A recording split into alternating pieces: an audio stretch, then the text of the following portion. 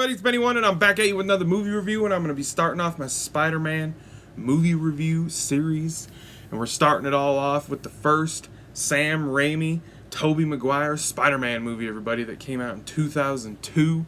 This was pre-MCU, back when there was X-Men movies and Spider-Man, and basically there had been Batman and Superman movies before this, and Blade. Otherwise, there really wasn't any big comic book franchises out there like the MCU or the DCEU now. So this was pre all of that stuff. So this is a pretty straightforward origin story for the character of Spider-Man. It starts right off the bat how he gets bitten by a spider. He starts to get his powers. With great power comes great responsibility. The classic line from Uncle Ben. And Uncle Ben, tragically gets murdered. And that's what propels Peter into becoming the hero Spider-Man. It's the basic origin story of Spider-Man. That's basically his origin. He gets bit by a spider, gets these abilities, starts acting like a dumb high school kid. Uncle Ben dies. He becomes Spider-Man. That's basically the gist of the plot and everything in this movie. And it's a straightforward origin story, but back when this movie came out, it was kind of something, we'd never had a live-action Spider-Man movie, so it was this first Spider-Man movie was well done. It set up this trilogy really well. Tobey Maguire plays Peter Parker Spider-Man, does a great job playing Peter Parker and Spider-Man. I will say, though, that they are seniors in high school when this movie starts. And about an hour into the movie, they do graduate from high school. And James Franco and Kirsten Dunst and Tobey, they play Peter, MJ, and Harry Osborn. They all seem a little bit too old to be playing seniors in high school that just graduate and then going on to college, their first year of college.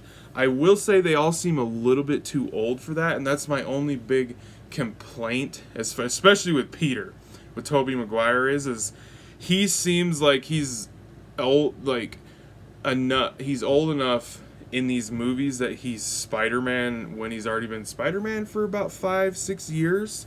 But that's my only complaint with the cast, really. And as far as Tobey Maguire's Spider-Man goes, is he just seems a lot older than they're actually portraying him to be.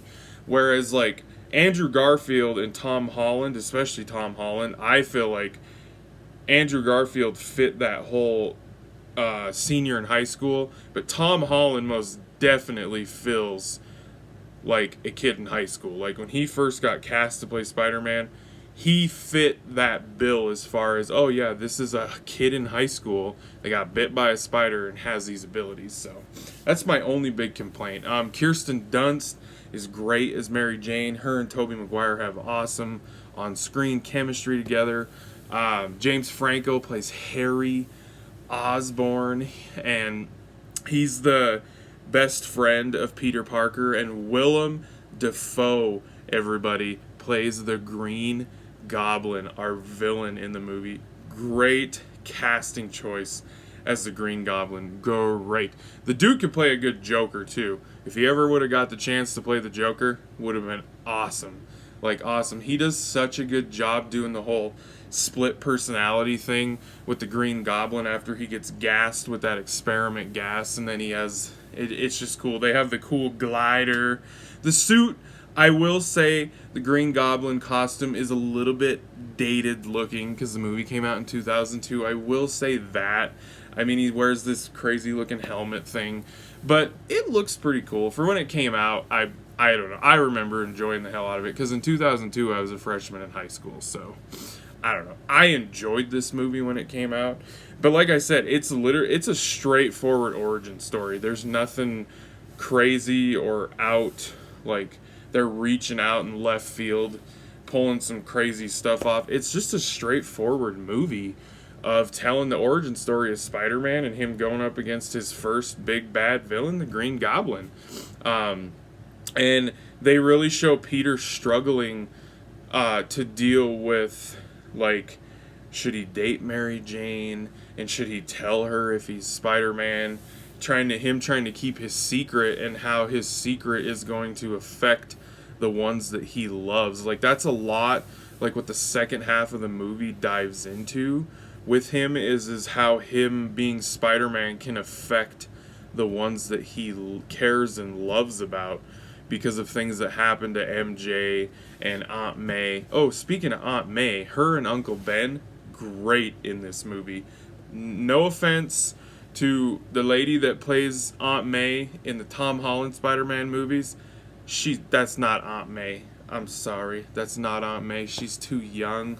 Aunt May is supposed to be an older lady. I mean, she's way too young. Like, she doesn't have to be really old, but I love the Aunt May in these movies. Like, she's perfectly cast. I think they got her at the right age and everything. So I enjoyed her in the movie. But yeah, so the movie really focuses on that whole plot thread of him. He needs to keep this all a secret from everybody because of what the Green Goblin does throughout the movie. Really shows Peter that the people that he love and care about really cannot afford to know about his secret, and he's battling with that. And then what happened to Uncle Ben, and it develops throughout the movie and turns him into the hero Spider-Man that we all know and love. And when this movie came out, the special effects in it were like top notch for the time, and they still look pretty damn good. Like, honestly, they really do. There's a few scenes in the day, like when the Green Goblin and Spidey are fighting at that parade that Oscorp is throwing. They do look a little dated here and there. The movie came out a long time ago, 2002. I mean, I'm not like trying to, defend it and everything, because there's movies that came out in the 90s that have amazing special effects in them. So, but overall, for how old the movie is, it's almost 20 years old now. The special effects look really damn good still, and I like the Spider-Man suit in this movie. I like that the webbings actually kind of stick up a little bit. It is darker. The blue is darker, and so is the red, but I like it. I think it's pretty cool. Peter actually shoots webs out of his body instead of them being devices that he builds, which is not comic book accurate. They decided to go with him actually shooting the webs out of his wrist, his actual physical wrist, which was an interesting choice. But I don't care. I don't really mind it. So, and the action was good in the movie when they had it. It's just a fun origin story movie for Spider-Man. It's a fun, entertaining introduction to an awesome Marvel character. I'm going to give this movie an 8 out of 10, everybody. It's enjoyable, very rewatchable. So 8 out of 10, everybody, for the 2002 Spider-Man, everybody. Thanks for watching. I appreciate it. Subscribe if you're new. Like the video. Appreciate everything, guys. You guys all rock. You're awesome. And I'll be catching you on YouTube later because I have spoken.